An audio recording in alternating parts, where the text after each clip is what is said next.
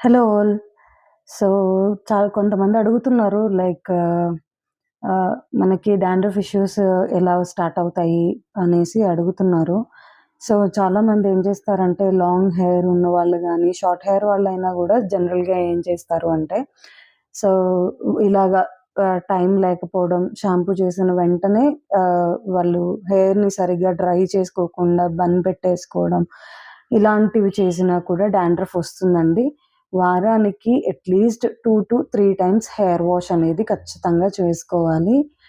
మన స్కాల్ప్‌ని ఎంత నీట్‌గా మన హెయిర్‌ని ఎంత హైడ్రేటెడ్‌గా ఉంచుకుంటే డాండ్రఫ్ ఇష్యూస్ నుండి అంత బాగా మనం బయటపడతాము. సో, మన ప్రొడక్ట్స్ ఎవరైతే యూజ్ చేస్తున్నారో వాళ్ళందరికీ కూడా అదే చెప్తున్నానండి నేను.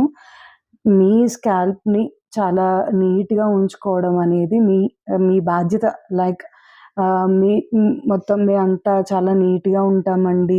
అంటే ఆహ్, హ్మ్, మేము వేరే వాళ్ళ కోంబ్ కూడా యూజ్ చేయమండి అని కొంతమంది చెప్తున్నారు. బట్ వాళ్ళకి డాండ్రఫ్ ఇష్యూస్ ఉన్నాయి.